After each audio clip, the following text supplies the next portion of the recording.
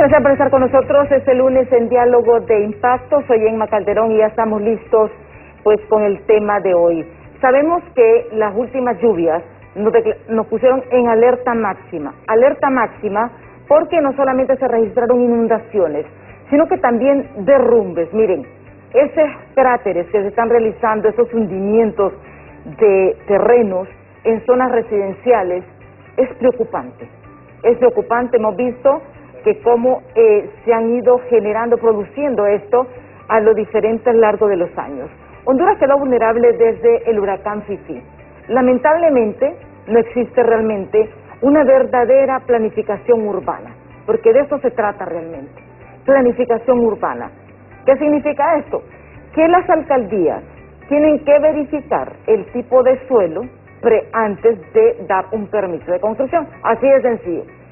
Pero lamentablemente por cuestiones políticas, por cuestiones de otro índole que nosotros no nos vamos a meter en eso, justamente han puesto en riesgo la vida de las personas. Miren, Ciudad Ángel,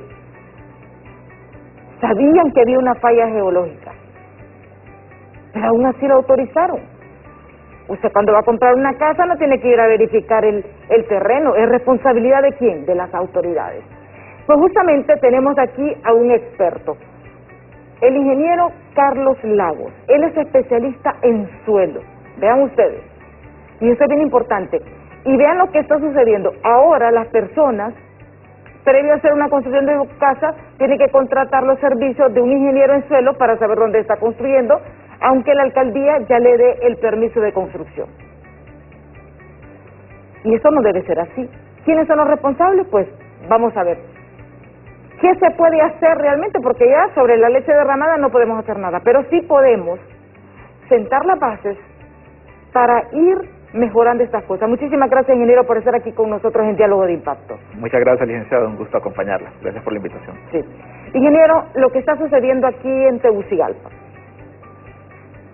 cualquier lluvia, y si usted se fija, cualquier lluvia nos deja lluvia de hora y media, como la que pasó desde este viernes, de ese tipo de hundimientos. O sea, ¿por qué aparecen esos agujeros? ¿Por qué se hunde? Y en zonas residenciales. Sí, no, realmente es lamentable y preocupante la situación que estamos viviendo en Tegucigalpa. Creo que nadie durmió tranquilo el viernes pensando en la pobre gente que está expuesta. O el temor, ingeniero, de que se le vaya a hundir la casa. Ahí me decía alguien, Chani, me pasó un hoyo de esos, ¿qué voy a hacer? Sí, si me permite, puedo darle una explicación técnica rápida de lo que pasó en ese hundimiento. Sí. Mire, estamos hablando de prados universitarios. De prados universitarios, okay. Es correcto. Ahí estamos sobre un relleno, para iniciar. Un relleno que no es terreno natural, fue terreno que fue depositado y no sabemos si se compactó bien o no. Muy probablemente fue un terreno que quedó algo suelto. Podríamos suponer eso, pero no lo sabemos. Otro problema que sucede ahí es que seguramente hubo alguna rotura de tubería, flujo de agua, y poco a poco el terreno fino fue migrando, fue moviéndose, dejando solo las partículas gruesas del terreno en su sitio. Pero es como que ustedes tienen una pared de ladrillo y poco a poco van quitando los ladrillos, esa pared va a quedar inestable. Finalmente solo se necesita quitar una pequeña pieza para que eso colapse. Y eso es lo que sucedió. En términos técnicos podemos decir que fue un socavamiento producto de la migración de finos, pero para que lo entendamos es que poco a poco se fue destruyendo la estructura del terreno. Sí. Y el agua fue el detonante para que eso se produjera. Hay otra cuestión que aquí, ahí estamos viendo el hoyo. Ahí estamos viendo ese hoyo. Sí. Vemos que pasa la tubería, pero es una tubería mínima, ¿verdad? La que pasa por ahí. Sí, pero mire que no sabemos durante cuánto tiempo pudo haber estado rota esa tubería. Obviamente ahí se mira expuesto porque se dio el acontecimiento del hundimiento, pero con toda seguridad la fuga ya estaba ahí presente y esto no fue de un día para otro, sino que fue con el paso de los años. Otro tema que se ha tocado al respecto es que ese relleno está sobre una quebrada, que la quebrada fue embaulada, y que ese embaule tiene problemas estructurales. A ver, el problema del embaule se va a ver reflejado a la hora de reparar ese cráter. Ajá. No fue que lo produjo propiamente, Sí. el embaule de la quebrada, pero a la hora de repararlo, ahí tendríamos que volver a rellenar, compactar sobre una estructura que está endeble, que es próxima a colapsar. Entonces se tendrá que iniciar por reforzar ese embaulado. Exactamente, y aquí volvemos al punto.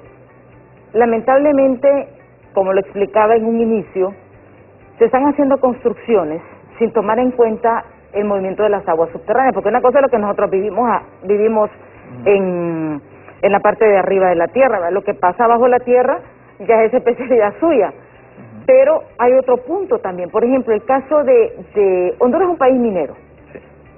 Minero por naturaleza desde hace muchos años, tal vez a nosotros se nos ha olvidado. ¿Cuántas minas existen abajo de toda la capital? Sí, realmente no tenemos registro, por lo menos. ¿No hay registro, ingeniero? No es de conocimiento público, no lo conocemos en realidad. Ciertamente cuando pensamos en Tegucigalpa como capital, es difícil imaginar una capital en una zona montañosa, en una zona minera, contrario a otras capitales o a otras ciudades de desarrollo que están en zonas planas, en valles o en la costa. Así que es bastante peculiar nuestra situación aquí en Tegucigalpa como ciudad capital. Y con ese agravante que usted nos está mencionando, que podríamos estar sobre una falla geológica o sobre una falla inducida, ya sea por túneles o las minas que se han construido, se han trabajado con anterioridad. Sí. Este problema del embaulamiento de las quebradas también, vemos que muchas se embaulan y no se tiene realmente la previsión, y después vemos ese tipo de hundimientos en diferentes sectores, o sea, en todos lados. Y volvemos al mismo punto, licenciada. Creo que debemos trabajar mejor la ingeniería. O sea, yo puedo decirle aquí en Honduras sabemos buenos profesionales de la ingeniería, definitivamente, pero está otro punto, el tema de los valores, de la ética.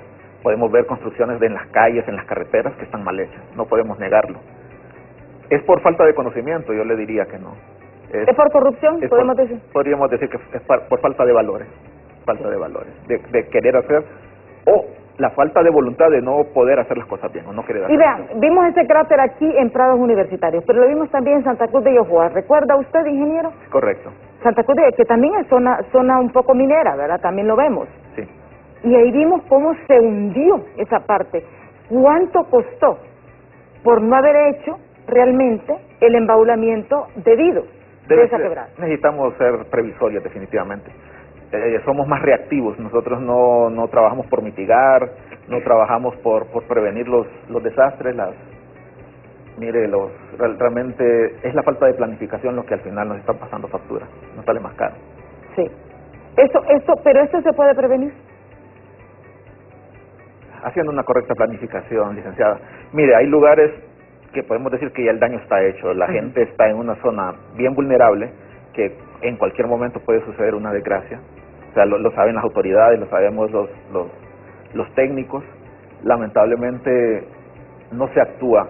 ¿A qué me refiero con actuar? Hay zonas que se deben de declarar simplemente inhabitables. Claro que eso ya tiene un componente fuerte económico, que sería de trasladar a esas personas, reubicarlas en algún sitio seguro. Sin embargo, estamos como esperando que suceda la tragedia, cosa que no debería de ser así. Y contestando puntualmente su pregunta, sí, yo creo que sí podremos prevenirlo, podremos evitarlo, pero se necesitan unas políticas de gobierno fuertes. ¿Fuertes? Claro. Yo le comentaba, por ejemplo, el hecho del Berrinche, del Cerro El Berrinche. Sí. Sabemos que el Cerro El Berrinche, por ejemplo, esto cuando el huracán Mitch, recordemos aquel deslave horrible, y ahí se tomó la determinación, aquí nadie vive. Se reubicaron. Y ahí tenemos, no volvieron a ocurrir tragedias. El Berrinche yo creo que es el vivo ejemplo de lo que se puede hacer correctamente. Sí, ciertamente el Berrinche se deslizó en el 98 con el huracán Mitch, como bien recordamos, pero desde la década de los 50 ya habían habido deslizamientos en ese sitio, entonces ya sabíamos que ahí había un problema. Claro, nunca esperábamos que fuera de la magnitud que sucedió en el 98. Y ciertamente la cooperación japonesa ha hecho medidas de mitigación ahí para que no vuelva a suceder ese fenómeno. Y claro, permitir que sea habitado pone en riesgo la vida humana, que creo que es el fin primordial del Estado, proteger la vida de sus habitantes. Sí, eso. Ahora bien, ¿cómo debe ser el desarrollo urbano? Porque yo creo que también cada ciudad tiene su tipo de sus características, podemos decir, ¿verdad? Topográficas, no sé cómo le llaman ustedes. Yo creo que aquí viene responsabilidad de las alcaldías.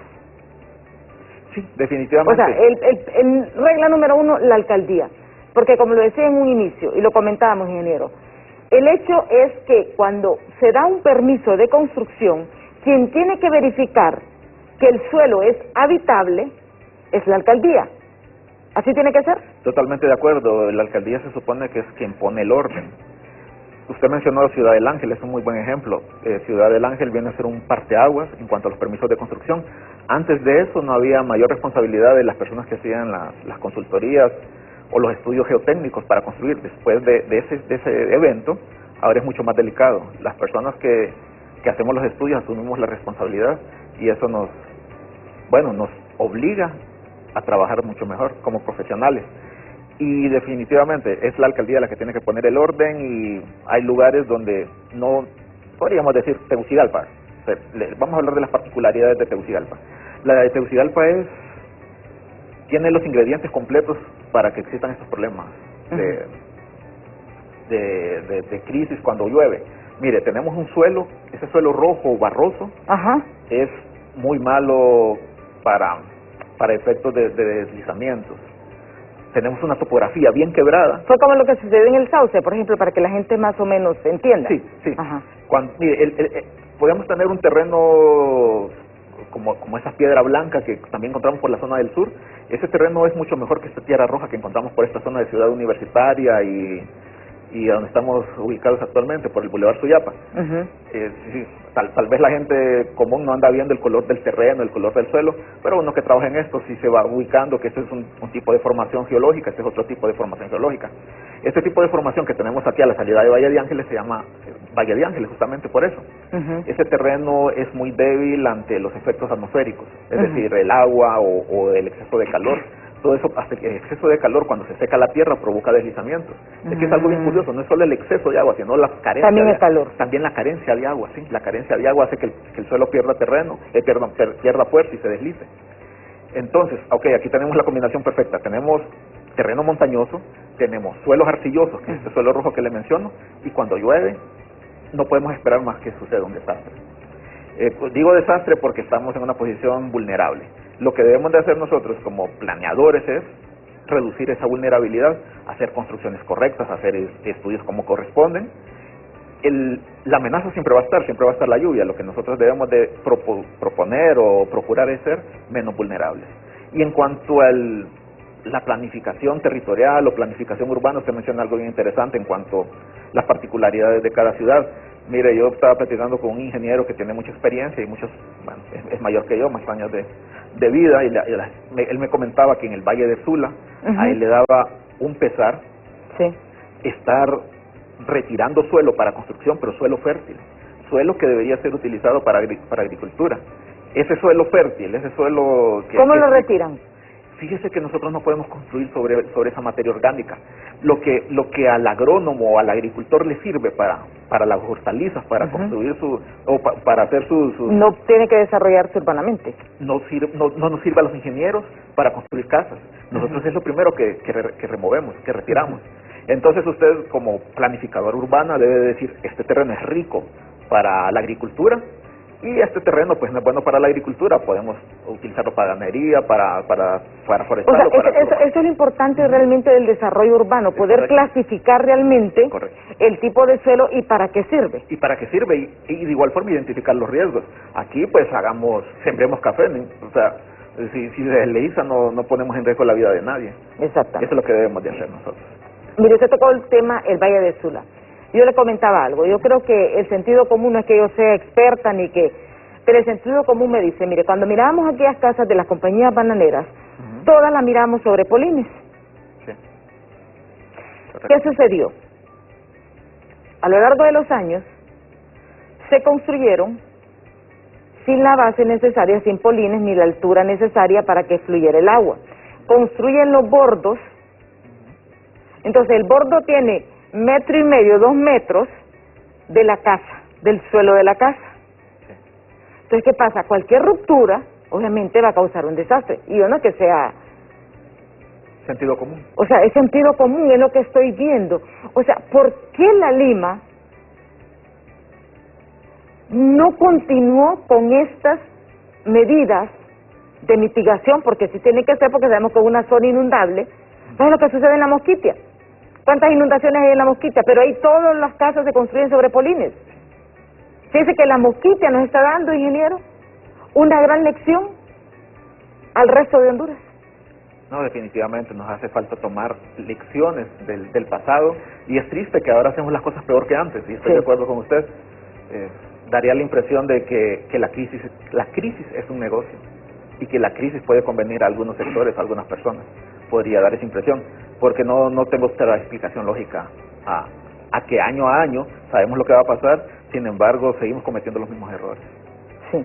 Por ejemplo, el Valle de Sula. El Valle de Sula, lo que pasó en Eta y Ota fue catastrófico. Todavía no nos recuperamos, han pasado 2 años y no nos recuperamos. Sí, de hecho los bordos... ¿Qué se puede hacer en el Valle de Sula, por ejemplo? Se tienen que hacer unos bordos, para empezar, los bordos ayudan, pero bien ejecutados. Bien O sea, ahí son bordos de tierra, no son bordos de concreto, porque hay que decirla, esa es la mera realidad. Sí, y no solo el problema es que sean estructuras de tierra, sino que no es de la tierra adecuada. Son bordos de arena que usted tiene cerca del río, y ese bordo va a pasar el río y se lo va a llevar. Ahí necesitaríamos, si vamos a hacer una estructura de tierra, con núcleo de arcilla, por dar un ejemplo. Volvemos al mismo punto. Estamos apagando fuegos, trabajando sin planificación, gastando dinero año a año, y no resolvemos nada, y poniendo en riesgo la vida de las personas que por alguna razón no tienen otra alternativa que vivir ahí. Por ejemplo, esos bordos, ¿desde hace cuántos años se están construyendo? Yo les digo, con los bordos interminables, era como el anillo periférico, el segundo de aquí, de Rialpa, que pasaron años tras años tras años, lo mismo pasa, y no podemos hacer que las personas estén perdiendo su vida, perdiendo todo su esfuerzo, porque también la gente dice, lo material, miren, pasar una vida construyendo una casa, que por una mala decisión de una autoridad, no es justo tampoco. No es justo, ingeniero. Es muy triste, y debemos ser empáticos con esas personas, de ponernos en el lugar de ellos. Tal vez algunos vivimos en una zona donde no hay mayor riesgo. Ahí estamos viendo, aquí es la Lima. Sí. Mire, estas casas están sobre la tierra. Si esas casas hubiesen estado metro, ¿cuánto es metro? Metro y medio, ¿verdad? Metro y medio. Metro y medio, el impacto sería menor. Sí. Así de sencillo. Sí, definitivamente necesitamos hacer ciudades resilientes que soporten. O sea, la Lima tiene que ser convertida en una ciudad resiliente. Definitivamente, como todas las ciudades que nos vemos afectadas aquí en Honduras. Ciertamente nosotros somos reconocidos como de los países más vulnerables al cambio climático, cosa que no es buena. Tal vez es buena desde el punto de vista que podemos obtener recursos económicos, y el gobierno puede hacer uso de esos recursos, pero no es bueno para nosotros los habitantes. Somos totalmente vulnerables. Y ahora con el cambio climático, para que entendamos el problema del cambio climático, es que tal vez llueve lo mismo que llovía antes, pero con mayor intensidad. Es decir, en volumen de agua, quizás en un año tengamos la misma cantidad que cae, pero la intensidad, la fuerza en que cae en el periodo reducido, es lo que causa estos problemas. El suelo, los tragantes, todo el sistema de alcantarillado pluvial no se da abasto para resistir o para evacuar estas grandes cantidades de agua que de repente caen. Simplemente no se diseñó para eso en su momento, porque nadie esperaba que eso sucediera.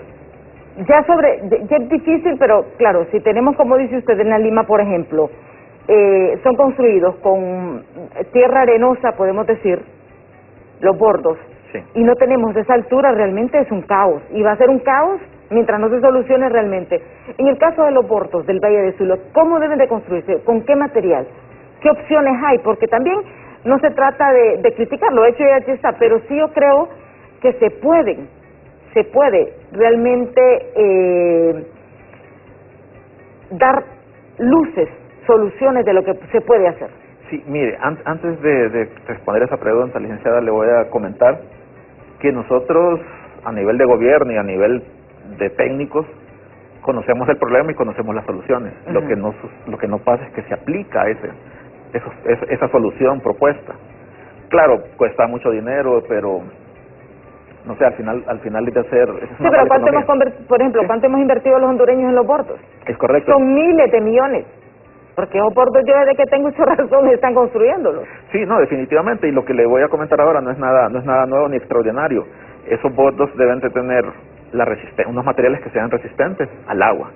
Son materiales con un núcleo impermeable que son básicamente material arcilloso, pero claro, eso tiene un mayor costo porque se tiene que traer de otro lado, no es un material que se va a encontrar inmediatamente a la orilla del río, por un lado, y la adecuada construcción, bien compactado y con todas las normas requeridas, también son caros. Al final pues sale mucho más barato poner material arenoso, material fácilmente erosionable, que tal vez le puede resistir un invierno como el que tuvimos en el 2019, pero luego viene el 2020 con el ETA y el IOTA y se vio totalmente vulnerado. Exactamente. Nosotros en ingeniería decimos, licenciada, que el agua es el mejor supervisor, en el sentido de la que pone a prueba nuestras obras. Así que nosotros deberíamos de construir para resistir cualquier embate de la naturaleza, en teoría, pero al vernos expuestos y examinados no pasamos la prueba, no pasamos el examen. Cuando hablamos, por ejemplo, de que la Lima tiene que ser convertida en una ciudad resiliente, expliquen este término de resiliente para que nuestros televidentes lo puedan entender. Sí, resiliente se puede ver en diferentes ámbitos, desde el psicológico, cuando a alguien le sucede algo malo, pero a partir de eso de igual forma se vuelve a levantar y sigue saliendo adelante. En términos urbanísticos de ciudades es cuando tenemos una de estas tragedias, pensemos en un terremoto, pensemos en una inundación, un deslizamiento, que la ciudad no queda postrada, sino que la ciudad se levanta. A eso se refiere con la resiliencia, siempre salir adelante. Entonces tenemos ¿a qué quiero referirme con una ciudad resiliente como en el ejemplo de la Lima? Pues si tenemos casas con polines, como usted bien menciona, puede venir el embate de una crecida, pasa el agua, la gente no tiene que poner en riesgo su vida ni sus bienes materiales, el agua se va y simplemente se llega a hacer una labor de limpieza y continuamos con nuestra vida habitual. Sí, y esto es importante porque yo creo que también los ciudadanos debemos de exigir a las autoridades, porque no solamente se trata de eso. Yo sé que si se contratan, por ejemplo, JICA ha hecho mucho estudio en todas las fallas geológicas, pero ¿por qué las autoridades no lo han tomado en cuenta? Es lo que siempre nos hemos preguntado. Y esos estudios ya están ahí, y no de ahorita, sino que de hace muchos años. Pero ese tema, ingeniero, lo vamos a abordar después de esta pausa, así que no nos cambie, que en breve regresamos. Vamos a tener también contactos en vivo de lo que está ocurriendo, por ejemplo, en las zonas vulnerables aquí en la ciudad capital. El temor de las personas. Imagínese usted que están cuidando de las goteras porque es las que siempre están. Pero estarse cuidando de que se le va a inundar o que va a haber un socavón de tierra, realmente es una situación alarmante, es para no dormir. Muchos compatriotas con estas lluvias no están durmiendo, porque tienen temor de perder su vida. Así que esto cuando volvamos.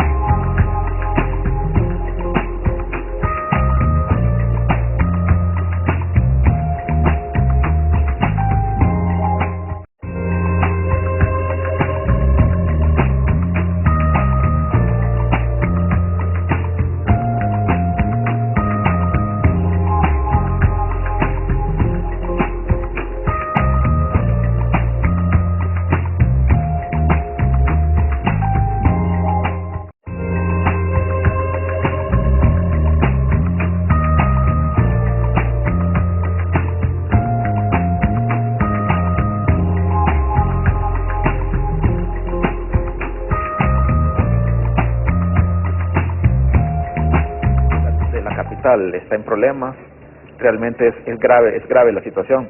También menciona el alcalde que hay 17,000 familias que viven al borde de los ríos, solo en Tegucigalpa. Si usted mira esos números, es realmente alarmante, licenciada. Sí. Por ejemplo, estamos hablando que en estos momentos la alcaldía tiene, que son las zonas que tienen zonas de alto riesgo. Es al este y noreste, El Reparto, El Bosque, El Mirador, La Canán, La Guillén, Santa Rosa, 21 de octubre, Villanueva Norte, Villanueva Sur, Altos de Los Pinos, Villavieja, El Tablón, Las Campanas, El Atío, El Rincón, El Trigo, La Unión, La Trinidad, Los Quebrachos, Mololoa, La Travesía, Agua Blanca, La Era, Aldea Suyapa, Flores de Oriente, al norte, Villa Cristina, Villa Unión, Camposiero, La Obrera, La Flor del Campo número 1, La Casandra, La Morazán, al oeste y noroeste, la aldea Santa Cruz, Generación 2000, Mary Flake, José Ángel Ulloa, Fuerzas Unidas, Unidad y Fuerza, José Arturo Duarte, 1 de diciembre, San Francisco, Los Robles, Aldea El Olo, y los demás barrios y colonias vecinas a esta, porque imagínense, eso solamente es el listado donde están en alerta, ¿verdad? Correcto. Que han presentado daños en estos momentos, y también las de alrededor, porque no solamente estamos hablando que va a ser en ese sector. Claro, hay un impacto. Si se produce un deslizamiento en una zona, las zonas vecinas circundantes se ven afectadas, se van a ver vulnerables. Y lo que usted menciona, como bien dice, son los que conocemos que el problema es actual. Y esta situación es histórica, licenciada, no es de ahora, reciente. Como le comentaba, parece que simplemente estamos esperando que suceda la tragedia para accionar. El caso del Reparto es una el Reparto es zona totalmente complicada, difícil y altamente poblada. ¿Cómo resolvemos esa zona?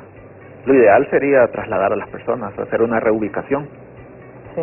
Sería lo más sabio, pero luego tenemos los temas económicos, políticos también, ¿verdad? Sociales, que es difícil también.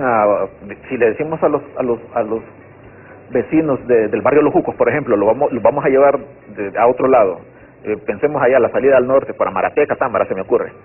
Esa gente que vive cerca del estadio, cerca del mercado, que ha hecho su modo de vida, se les va a dificultar poder ser reubicados. Fíjese que ahorita se me viene a la mente un tema, y es interesante, por ejemplo, la primera avenida de Comayagüela, que fue destruida durante el huracán Mitch. Sí. Ahí se pudo haber hecho una obra de mitigación. Sí, definitivamente. O sea, dejar solamente, por ejemplo, solo una carretera amplia en ese sector. No permitir nuevas construcciones, y no se hizo. No se hizo. Y ahí estamos realmente súper vulnerables. No, totalmente. Por dicha se logró controlar el tema del berrinche, que eso fue bien importante y esperamos que no vuelva a suceder ese evento. No sé si recuerda cuando el berrinche se deslizó, cuando el Mitch represó el río. Sí, que hubo un dique. Y ese represamiento provocó esa tremenda inundación que fue algo apocalíptico. O sea, yo lo recuerdo muy bien, fue terrible. Pero no, bien dice usted, no aprendemos de las lecciones. Exactamente, porque yo no es que sea, pero en el sentido como me dice, hubieran hecho un bonito malecón, por ejemplo, que la gente caminara, una zona diferente, o sea, algo que no tuviera impacto, pero no permitir que fuera habitable, porque ya estaba destruida. Era más fácil comprarle a esta gente, comprarle esos terrenos, construir una bonita obra de mitigación en esa zona y prevenir, hacerla un poquito más alta para defender la ciudad, porque también hay que defenderse de los embates de la naturaleza. Mire, tenemos ahorita, ingeniero y amigos televidentes, a nuestro compañero Walter Pérez. Walter se encuentra en Prados Universitarios para ver qué ha sucedido con este hoyo, con este hundimiento que se produjo la semana pasada en ese sector. Vamos contigo, Walter. Licenciada, buenos días. En efecto, ubicado desde el sector de Prados Universitarios, le muestro en estos momentos el ambiente que se registra. Ya ha comenzado maquinaria de la alcaldía municipal a trabajar en este cráter que, como usted lo recalcaba, licenciada, se formó producto de las lluvias registradas la semana pasada. Ya se encuentra la maquinaria realizando el respectivo trabajo y poder de una vez solventar esta situación que prácticamente los pobladores de este sector del país pues prácticamente han estado preocupados. Ya son varias viviendas, son alrededor de 12 viviendas que están desalojadas, especialmente las casas que se encuentran aquí al frente de este gran cráter. Tuvieron que desalojarlas obligatoriamente para salvaguardar sus vidas. Según lo que nos indicaban los afectados, la falla, licenciada, comienza desde la parte principal de esta calle que puede observar hacia la parte del fondo en las últimas casas.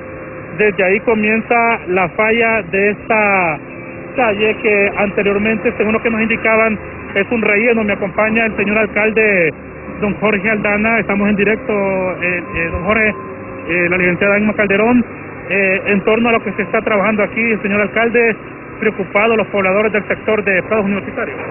Sí, bueno, quiero mandarle un saludo muy fuerte a la licenciada Emma Calderón, felicitarla por su trayectoria periodística, hoy en el mes del periodista justamente. Un abrazo a mi querida amiga, la licenciada Emma Calderón. Hoy estamos dando supervisión a todas las obras de mitigación que estamos dándole seguimiento en la capital, acá en la zona de Prados Universitarios, supervisando junto a los equipos del Fondo Hondureño de Inversión Social el trabajo para la reparación de este socavón. Ya sabemos lo que lo generó. Hoy estamos generando una rampa de acceso para poder meter maquinaria y además poder empezar la excavación para encontrar el punto de asolvamiento en el sector. ¿Cuál es el problema exacto, alcalde, por el cual se está trabajando? Acá el embalamiento. El embalamiento se dio por falta de mantenimiento o por temas de infraestructura y demás, y la fuerte cantidad de agua que cayó también, que generó filtraciones subterráneas. Se generó como una especie de remolino interno. Ese remolino convierte la tierra en un fino y se va para abajo. Y eso también es por falta de mantenimiento y además por el asolvamiento que no permite el paso correcto del agua por el embalamiento. Hoy nos toca hacer este trabajo que pudo haberse hecho años atrás. Desde el 2019 una denuncia de este tema en particular. Hoy toca atender la situación de emergencia para que las familias puedan volver al sector con la seguridad de que está reparado totalmente. ¿Alrededor de cuántas familias fueron las que tuvieron que abandonar obligatoriamente sus casas acá? Mire, directamente alrededor del socavón unas 15 familias son las que se han trasladado de manera voluntaria a buscar refugio con familiares y amistades, pero toda la zona hemos hablado con ellos para que nos ayuden a mantener el paso libre, para el acceso a maquinaria, el acceso de cisternas de agua también, para poder facilitar los trabajos de la reparación en el sector. Nos comentaban los pobladores de aquí que esto es relleno, esto ha sido un relleno. Mire, es que la capital ha crecido en desorden y la gente ha construido donde ha querido.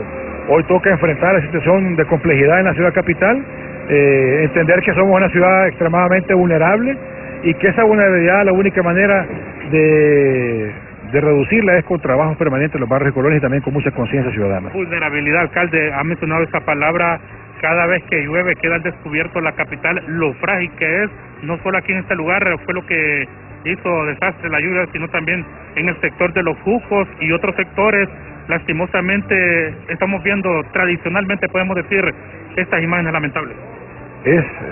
Hay que aprender a convivir con el riesgo y con la vulnerabilidad, porque la ciudad es la ciudad más vulnerable del país y una de las más vulnerables de América Latina. Entonces nos toca aprender a convivir con eso. Nosotros vamos a garantizar inversiones importantes en barrios y colonias para reducir el riesgo y hacer obras de mitigación y reducción de la vulnerabilidad en distintos lugares de la capital, que son históricamente lugares de riesgo y puntos ya focalizados en la ciudad. Walter, quisiera hacer una preconsulta al alcalde.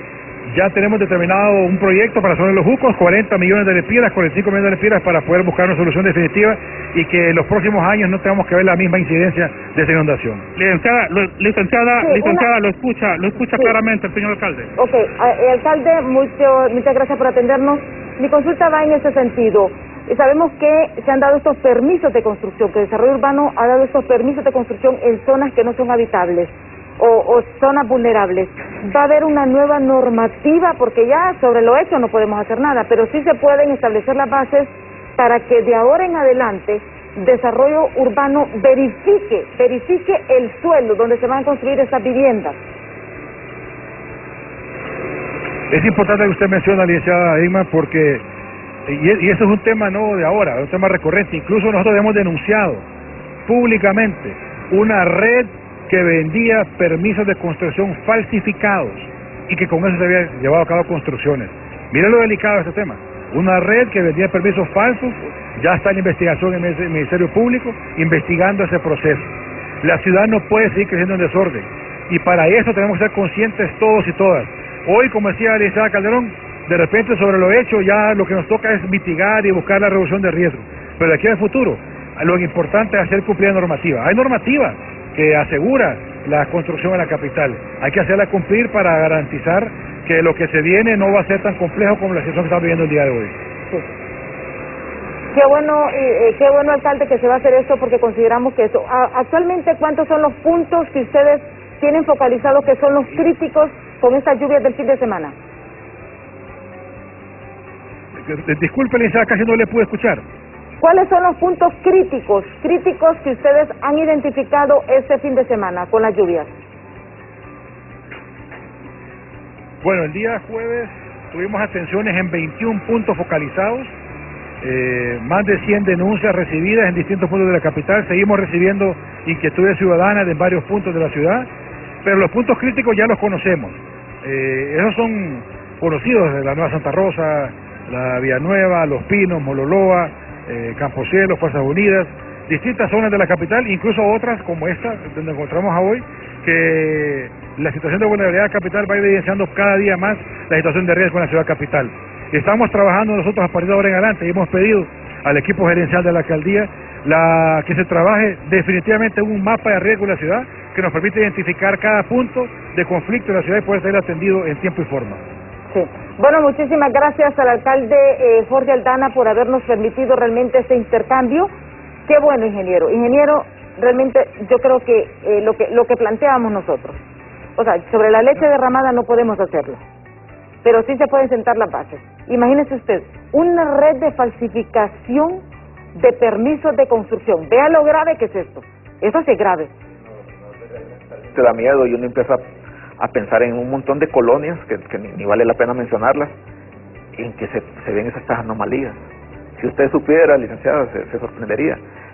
Venden terrenos sobre terrenos que ya habían sido de otros dueños, y no solo el problema de la legalidad de las tierras, sino sobre terrenos mal compactados porque son rellenos y presentan cualquier cantidad de problemas de hundimientos y asentamientos. No es grave la denuncia que ha hecho el alcalde. Y eso viene a confirmar realmente lo que decíamos, usted mismo lo decía, usted decía que falta de valores. Yo le llamo corrupción directamente, y lo está confirmando el alcalde. Imagínense, había una red de falsificadores de permisos de construcción. Y yo le voy a ser sincera, uno, por ejemplo, contrata a un ingeniero X para que le haga su construcción, o un arquitecto, o un maestro de construcción, lo que sea. Uno confía de que van a hacer el trámite normal. Claro, de buena fe. O sea, yo no voy a ir a verificar que la alcaldía es legal o no es legal. O sea, uno confía. Sí. Y eso es más común de lo que uno puede imaginarse, licenciado. Es preocupante. Esto sí es grave. Sí. Grave porque eso viene a confirmar todo lo que ha sucedido. Todo lo que ha sucedido, Ciudad del Ángel, todas estas zonas donde no debió haberse... o sea, se pudo haber hecho la construcción con ciertas especificaciones, correcto, porque eso es lo que usted dice. Por ejemplo, correcto, si la zona es arcillosa, entonces se tienen que hacer tales y tales y tales y tales obras de mitigación para proteger a las personas. No, de acuerdo. Por ejemplo, tenemos, pensando en la Ciudad del Ángel, cuando empezó a darse los deslizamientos y el problema que se dio en esta colonia, las obras para recuperar las casas salían mucho más caras que lo que costaba la casa en realidad. Dicho de otra forma, si se hubiera trabajado la geotecnia o el adecuado uso del suelo antes de construir, hubiera valido la pena hacer un proyecto ahí. Pero una vez que las casas ya se estaban destruyendo, no tenía sentido. Sí. Bueno, el tiempo se nos ha agotado, ingeniero. Su recomendación final a las autoridades. ¿Cree que van por buen camino? ¿Buenas sugerencias de estas? ¿Buenas medidas las que están tomando? Sí, definitivamente nos llena de esperanza que dice el alcalde que se va a hacer un mapa de riesgos. Creo que eso se va a ir orientando a la planificación, que es lo que necesitamos. Si algo nos podemos llevar de esta plática es que necesitamos ordenamiento territorial y planificación urbana. Bueno, y que también, por ejemplo, esta red de falsificaciones ya está en manos de las autoridades, que decimos, sobre la leche derramada no podemos hacer nada. Pero es bueno que se investigue, porque esta gente ha defraudado no solamente al gobierno, ¿verdad?, sino que también a nosotros como ciudadanos, a todas esas personas que día con día pues están en eso, y eso no puede continuar realmente. Bueno, muchísimas gracias, ingeniero. A usted por la invitación, muy amable, gracias.